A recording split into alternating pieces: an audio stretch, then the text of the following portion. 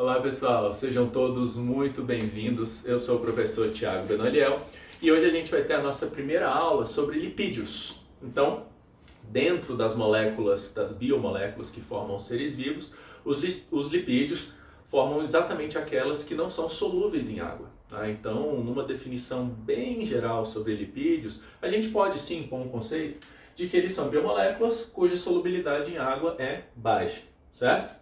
E dentro desse grupo, né, dos lipídios, nós temos alguns exemplos bem comuns do nosso dia a dia, como óleos, gorduras, o famoso colesterol, né?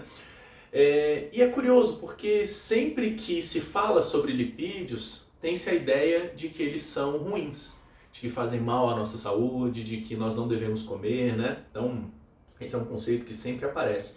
Mas é importante, meninos, ter na cabeça que lipídios não são ruins. O que é ruim é o excesso deles. E isso vale para qualquer coisa na sua vida. Se você beber muita água, esse excesso de água vai te dar insuficiência renal. Então qualquer coisa em excesso faz mal. E não seria diferente com os lipídios. Tudo bem? Bom, mas por que se fala tanto deles, né? Por que sempre que tem alguma notícia, né, sobre lipídios é falando que eles fazem mal ou que dão algum problema? Porque esse excesso, essa quantidade que nós devemos comer por dia, né, que não podemos exagerar, ele é muito baixo.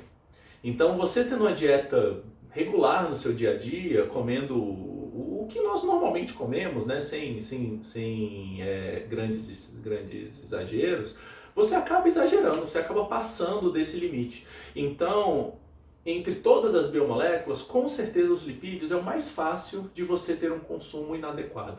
E justamente por isso eles acabam recebendo essa fama, né, de serem ruins, de serem maus. Tudo bem? Mas lembrem-se que eles são muito importantes e que nós sim devemos ter lipídios no nosso dia a dia. Tranquilo? Bom, pensando agora um pouco sobre classificação de lipídios, tá?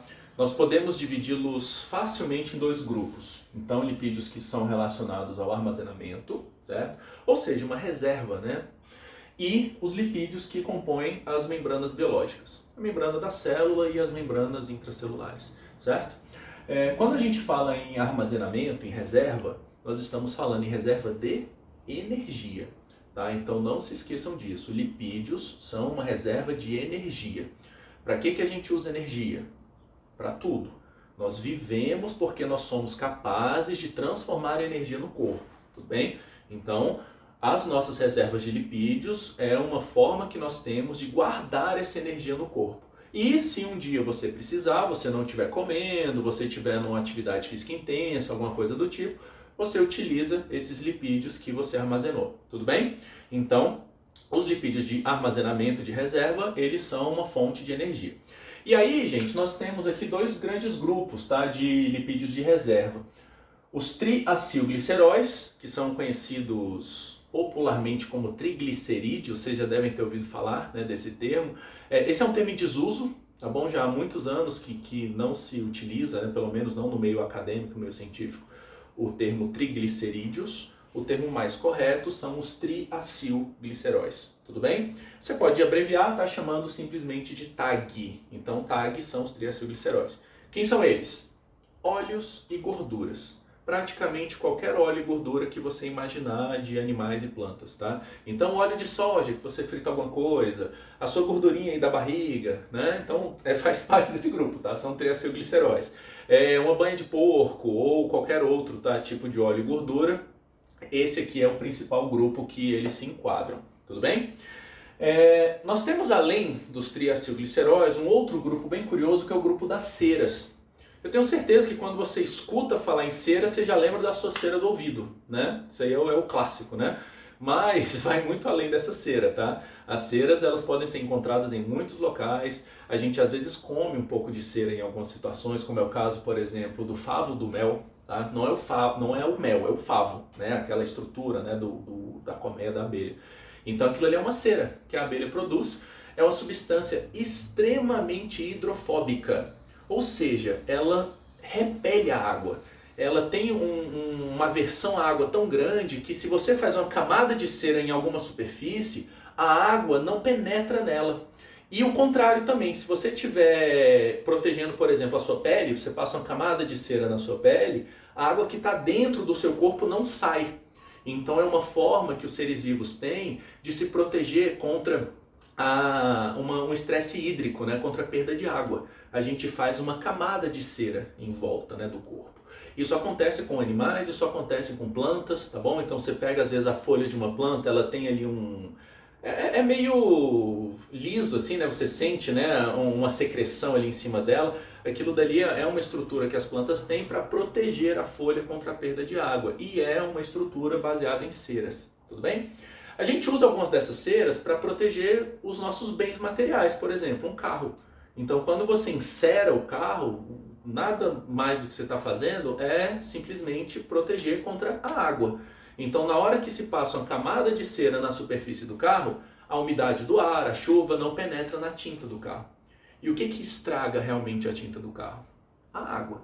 Porque a presença de água vai fazer reações químicas, né? E as reações químicas vão fazer com que a tinta se desgaste. Entenderam a ideia? Então, as ceras, elas funcionam como um isolante hídrico.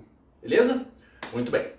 Bom, e o segundo grupo de substâncias, né, então além das substâncias de armazenamento, vão ser as substâncias, os lipídios de membrana. Os lipídios de membrana, todos têm a mesma característica. Eles são anfipáticos. Lembram dessa palavra? Anfipáticos quer dizer que ao mesmo tempo eles podem interagir com a água ou com gordura, né? Então eles têm uma região polar e uma região apolar, certo? Isso acontece no caso dos sabões, né, do detergente, de várias substâncias, né, com essa natureza, né, do interage tanto com água quanto com gordura. E os lipídios de membrana, eles vão ser assim, tá bom? Eles vão ter uma região polar e uma região apolar.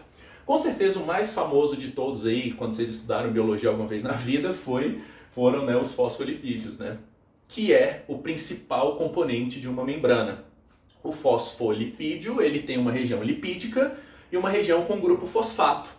Fosfato, gente, é um grupo que tem carga elétrica, então ele é polar, ele interage com a água, certo? Enquanto que a região lipídica não interage, tá? Por isso você tem, né, essa característica anfipática, certinho?